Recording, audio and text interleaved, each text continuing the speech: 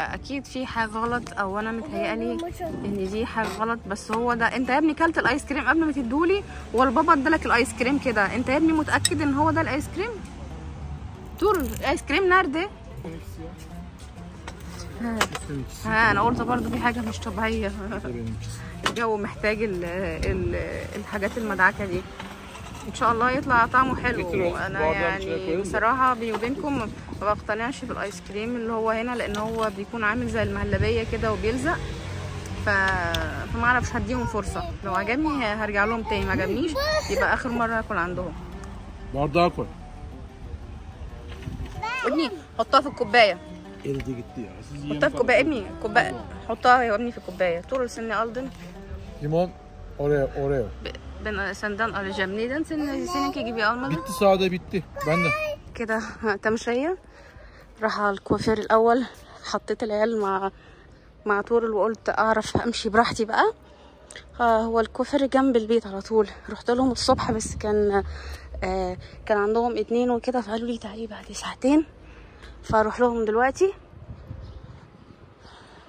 هو ده المكان اللي حوالين البيت يا أصدقائي. قلت اتمشى واخدكم معايا في التمشيه ديت. هو ده مش كوافير بالمعنى، هو ده اللي هو بيوتي سنتر زي ما بيقولوا، اللي هو بيعمل حاجات بالليزر وبيعمل حاجات مساج وبيعمل الحاجات دي. الكوافير اللي قدامه اللي هو قدامه ده، بس ديت اغلى شويه من الكوافير اللي انا بروح له. كمان متعوده على ده، هشوف.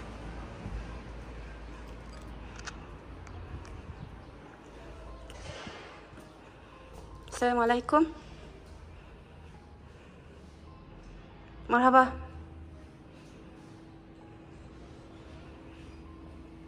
كانوا بيعملوا الاول باتيكير، بس بسبب الزحمه بطلوا يعملوا في المكان ده.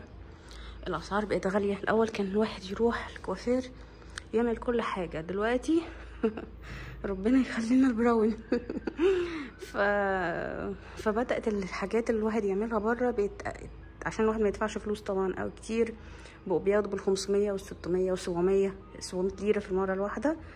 فما بقيتش اللي انا اروح كتير بصراحه، يعني بقيت اروح اعمل حاجه واحده بس وخلاص، واعمل اي حاجه تانية لنفسي بنفسي. اللي شغالين هنا يعني بنت من افغانستان، جميله جدا. طبعا انتوا عارفين بتوع افغانستان ما بيحبوش اللي هم يظهروا، فانا مستنيه اي حد يظهر وكده. مش عارفه زي اسعار مصر الكوافيرات ولا لا، بس بياخدوا مثلا على الحواجب 75 ليره، يعني حوالي 100 جنيه. بياخدوا على صبغة الشعر بال3000 وال4000 كمان، حتى لو شعر صغير. يعني انا كان شعري قصاه خالص وكانوا عايزين ياخدوا مني 2000 ليرة، اللي مش للشعر كله، لشوية لأجزاء كده من الشعر. فمن ساعتها بقى بدأت ان انا اصبغ شعري بنفسي. بصراحة الموضوع سهل، اسهل ما اي حد ممكن يتخيل، يعني الا بقى لو واحد عايز الوان كتير، عايز شكل كده. بقيت اعمل لوحدي والله. بقيت اقرا كده ارشادات واعمل صبغه لوحدي. بقيت اجيب صبغه شعر روي اللي هي لوريال ديت. كنت بجيب الاول اللي هي اللي مش عارفه اسمها ايه كده، اللي كانت بتطلع فيها هند صبري دي، بس حسيتها اللي هي شعري بينزل بصراحه. فجربت لوريال اللي هي بدون امونيا، استريحت عليها. كده كده بشعري بينزل، بس ما بتنزلش شعري بالحد اللي هو يعني بقرع خالص، يعني فاهمين. وما بقتش اجيب مثلا الصبغه اللي هي درجه فاتحه قوي على لون شعري، لان للاسف الشديد كل حاجه لها ثمن يا اصدقائي الاعزاء. يعني الصبغه بتبيض الشعر، يعني احنا اصلا بنصبغ شعرنا عشان الشعر الابيض، او حتى ندي لون لنفسنا، بس الصبغه فعلا والله العظيم عن تجربه بتبيض وبتسرع ان شعري يبقى ابيض والله. بس نعمل ايه طبعا، نعمل ايه مضطرين. مضطرين. عايزه اقول لكم ان الكوافيرات في مصر بامانه ربنا والكوافيرات العرب احسن من الكوافيرات الاتراك بكتير جدا جدا جدا جدا خصوصا في التعامل مع البشرة السمراء او القمحوية، عن تجربة والله، وعن حتى تجارب البنات اللي هما اتجوزوا اتراك هنا. شوفوا الفرق، هما اغلب البنات اللي اتجوزوا من اتراك بيعملوا فرحين، فرح في مصر وفرح تركيا. شوفوا صورهم في مصر وشوفوا صورهم في تركيا، لان هنا اغلب طبعا الاتراك ذوي بشرة بيضاء طبعا وبيض، فالمكياج بيكون خفيف قوي، ما عندهمش العيون السموكي ديت اللي ترسم قوي والحاجات دي، ولا المكياج الفاقع قوي، لا، ولا اللينسز ولا الكلام ده، مفيش الكلام ده بصراحة. هم ما شاء الله عليهم برضو عندهم جمال طبيعي، فما فيش ابتكار قوي. لكن في الكوافيرات العرب بصراحة محترفين جدا جدا في موضوع المكياج والميك اب ده. خلصنا الكوافير النهارده بقى انتوا معايا يا اصدقائي في جوله كده في المنطقه بتاعتنا في افيون كرة حصار، بنتمشى مع بعض. الشارع اللي جاي ده هو في كل السوبر ماركت، في ايه سبير وفي شوك ماركت وفي طبعا المشهور قوي بيم. فهدخل يعني استغليت ان اولادي في البيت مع طول، وقلت اروح براحتي بقى واشوف السوبر ماركت فيه ايه. الرجاله لما بتشتري على حسب اللي بياكلوه، بس ما بيشتروش على حسب احنا عايزين ايه، او ممكن الستات مثلا بتفكر ازاي او بتاكل ايه، لا الحاجات اللي هم بياكلوها بس. والله العظيم، وانا مش اكتشفت ان جوزي بس هو اللي بيعمل كده، لا رجاله كتيره قوي بتعمل الموضوع ده. يعني انا باكل، هو مثلا يقول لك انا رايح السوق اشتري حاجات معينه، الحاجات اللي انا باكلها ولا اشتريها لكن الحاجات الناس اللي بتاكلها التانية لا، ممكن ما يكونش في باله. بسم الله الرحمن الرحيم.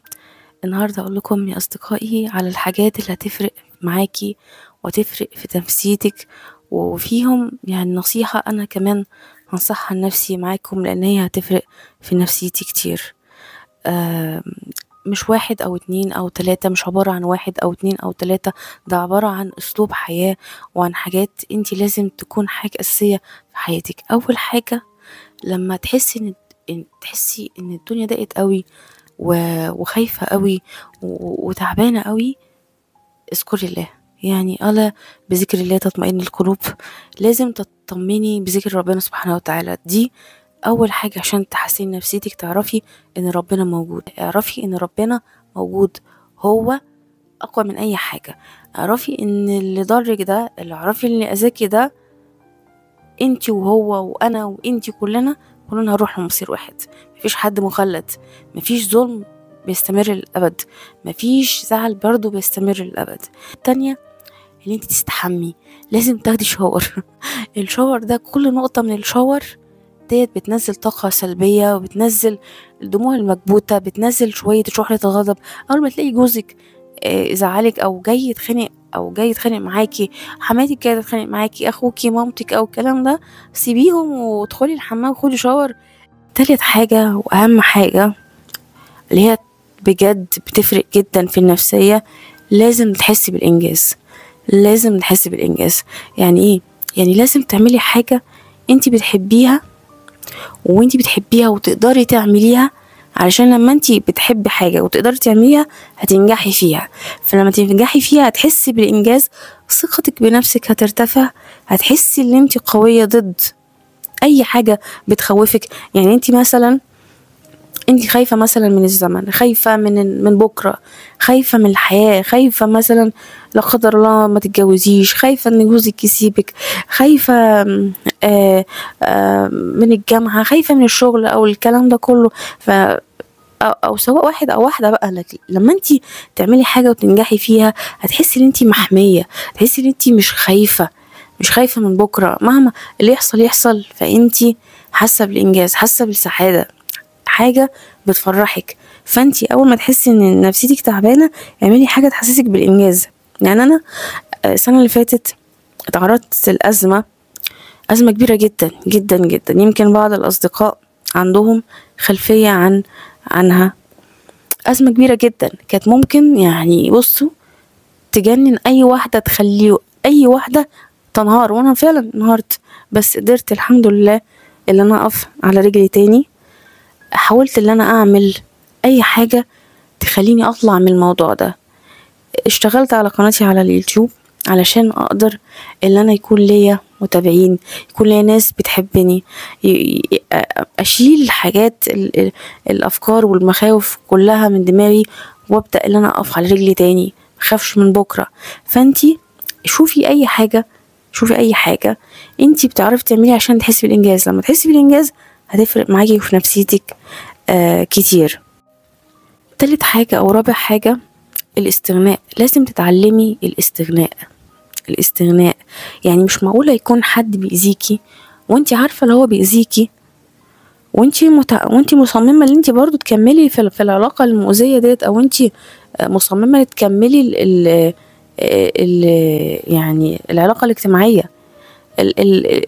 الزواج ليه نوع تاني، ما ينفعش الاستغناء في الزواج. كنا كلنا استغنينا عن ازواجنا بس انا بقولك على الاستغناء عن العلاقات اللي هي ملهاش دعوة، يعني بقولك على العلاقات اللي هي فعلا تأذيكي، سواء اقارب، سواء اصدقاء، سواء حتى اهالي. اتعلمي الاستغناء. الاستغناء ده بيريح. لو انتي عارفة ان في حد بيأذيكي وحد مؤذي وحد يعني بيحبطك ويكرهك في نفسك ويكرهك في عيشتك ويقلل منك ويقلل من احترامك مع الناس وبيتكلم عليكي، بيعمل كل اي حاجة عشان يأذيكي، ابعد عنه، ابعد عنها تماما.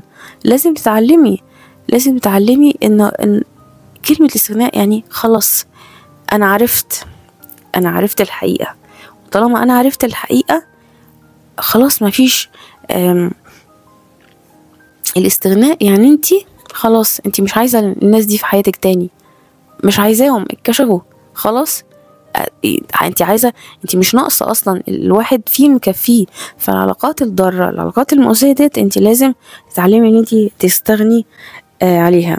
الرياضة وديت النصيحة ديت انا هقولها لنفسي وهقولها لنفسي معاكم، لان انا الايام ديت زدت كده فجأة 10 كيلو، بقيت اكس لارج، 3 اكس لارج يا اصدقائي. يعني انا عمري في حياتي ما وصلت لوزن اكس لارج ده، 85 كيلو، من انا طولي اصلا 154. فواخدين بالكم قد ايه الضرر النفسي وقد ايه انا متضررة نفسيا وتعبانة. وحتى جوزي قال لي ان انتي لازم تخسي، وانا زعلانه جدا طبعا ان هو في بلد شوفوا بقى اللابس والقالع والكلام ده كله وانا عامله زي البطيخه. فالرياضه لما السنه اللي فاتت لما او في بدايه السنه ديت انا كنت عامله دايت. حتى لو لاحظتوا كنت بلبس لبس كويس جدا، وكنت عندي ثقه يمكن في نفسي اكتر ان انا اظهر في وصفات الاكل او الكلام ده. لكن لما وزني زاد ما بقيتش اظهر. فلما الواحد بيحب نفسه وبيعمل رياضة وبيخس، هيحب جسمه وهيحب نفسه. عشان كده انا قررت ان انا ابدأ اقلل من اكلي وان انا ابدأ اعمل رياضة عشان تحسن من نفسيتي، وعشان تخليني احب وارجع احب نفسي تاني. لما ارجع احب نفسي تاني نفسيتي هتتحسن وهكون سعيدة ومبسوطة. من ضمن يمكن ديت اهم حاجة، يمكن اهم من اي حاجة بعد ربنا سبحانه وتعالى.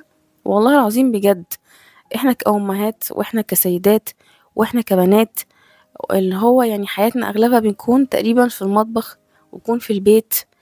الا بقى لو ست عاملة او كده برضو معرضة للموضوع ده.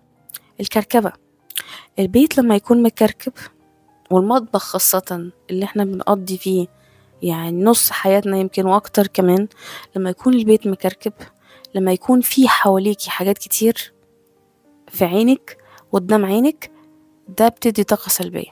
يعني انا من ضمن الحاجات اللي تعباني حاليا في المطبخ بتاعي ان هو صغير جدا، مش عارفة احط بضطر احط حاجات فوق الرخامة. انا محبش احط حاجة فوق الرخامة ابدا. يعني اصدقائي الحمد لله رب العالمين اقدر اجيب كل حاجة ممكن تخيلوها من الديكورات او الكلام ده كله واحطه عند الرخامة، لكن انا بحب اخلي الرخامة رايقة. بس انا مجبورة حاليا ان انا احط حاجات فوق الرخامة علشان مفيش مكان. لكن لما يكون البيت مكركب ويكون عفش كتير والوان كتير، الوان مش لايقه في بعضها، احمر واخضر واصفر، والمطبخ مكركب، وقبل ما تنامي تلاقي المطبخ مكركب، تصحي تلاقي المواعين مكركبه، وحاجه حاجه تحسي نفسك تعبانه. لكن لما انتي قبل ما تنامي تغسلي المواعين بتاعتك، المطبخ بتاعك، هتصحي الصبح هتلاقي ان المطبخ رايق، هتلاقي ان الدنيا، تحسي ان الدنيا سهله، وان انتي مش هتعملي مجهود كبير. فحاولي ان انتي تقللي من اتعلمي ان في حاجات بتقدم، اتعلمي برضو الاستغناء عن الحاجات اللي ملهاش لازمه في البيت، اللي هي الكركبه، اللي هي بتأذي عينك، بتأذيكي. اتعلمي كمان ان انت في البيت لازم يكون ليكي ركن خاص، اللي هو يكون نظيف طول، يعني مهما حصل لازم يكون نظيف. اعملي وقت لنفسك، لازم تخلي وقت لنفسك تخرجي فيه لوحدك، تمشي فيه لوحدك، تروحي اي مكان، حتى تشربي عصير لوحدك، لازم يكون ليكي وقت لوحدك. والله العظيم، يعني انا برضو لما في بداية جوازي مع طورل قلت له انا لازم يكون عندي يوم انا مش هطبخ فيه، اليوم ده لنفسي، لازم اخرج فيه، ممكن معاك وممكن من غيرك، بس انا لازم اخرج. لازم الواحد يعمل وقت لنفسه، لان الحياة مش بس الزوج والولاد والعيلة او كده، لأ، الواحد كمان في ظل المشغولات والحياة وظروف الحياة بينسى نفسه. فلما الواحد بينسى نفسه يعني بينسى كمان كيانه، وبتيجي فترة عليه بيقول انا ضيعت، تقول انا ضيعت، انا مش لاقي نفسي، خلاص انا تعبانة جدا، انا اعمل ايه، انا مفيش حد حاسس بيا، انا بخدم كل الناس، انا بعمل كل حاجة، طب مين حاسس بيا؟ فعشان كده لازم تخلي وقت لنفسك، تقعدي مع نفسك، تدلعي نفسك، بعد ما تخلصي خالص اشربي اي حاجة انت عايزاها، روحي السوبر ماركت، روحي كافيه، روحي اي حاجة قريبة من البيت واشربي الحاجة اللي انت عايزاها، اشتري الحاجة اللي انت عايزاها، اي حاجة نفسك فيها اشتريها. هي دي الحاجات دي بتفرق في النفسية جامد يا اصدقائي، والله العظيم. وكمان لما انت تنزلي تشتري، انا جوزي على طول بيقول لي انت لما بتكوني زعلانه احسن حل ليكي ان انت تنزلي تشتري حاجه او تروحي السوبر ماركت، والله. فالتسوق برضو، وان انت تنزلي وان انت تغيري جو، والشراء والبيع والفصال والحاجات دي كلها بتحسن جدا جدا من النفسيه. تكتميش حاجه في قلبك، النفسيه انتي مش انتي بقى قاعدة تاكلي في نفسك وتنكتي في نفسك، واحدة مضايقاكي، واحد مضايقك، انتي بقى تعملي تكتمي تكتمي تكتمي، وفي الاخر تنفجري كده داخليا ونفسيا وعصبيا، ما ينفعش.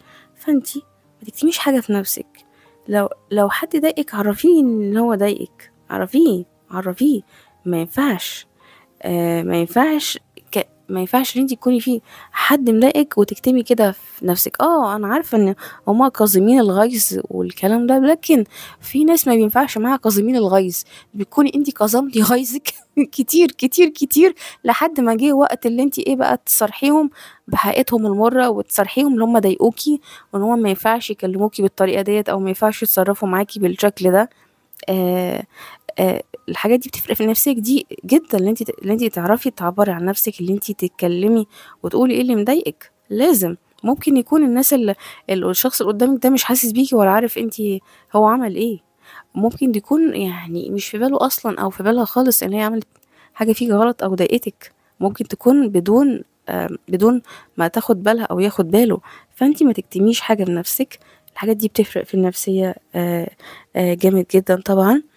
الحاجة بقى اللي هي من ضمن، اللي هي نص دكتور النفسي، نص الدكتور النفسي يمكن هو الدكتور النفسي الفري، اللي انا على طول دايما بقول عليه الدكتور النفسي الفري. الدكتور النفسي الفري ده هو صاحبتك الانتيم، مالكيش سيبك من اختك ممكن ممكن تقول لمامتك وممكن تقول لباباكي، آه يعني سيبك من اختك دي دلوقتي، اختك ديت برضو مالكيش دعوه باختك، كلمي، لازم يكون ليكي واحده صاحبه انتيم او اخت انتيم. يا جماعه، في الاخت الانتيم، احنا احيانا ممكن يكون عندنا اخوات لكن مش انتيم، في اخوات ما بيقولوش اسرارهم لبعض، بيقولوا للانتيمات بتاعتهم اصحابهم الانتيم، عارفين عنهم كل حاجه، وعارفين بلاوينا وبلاويهم السودة.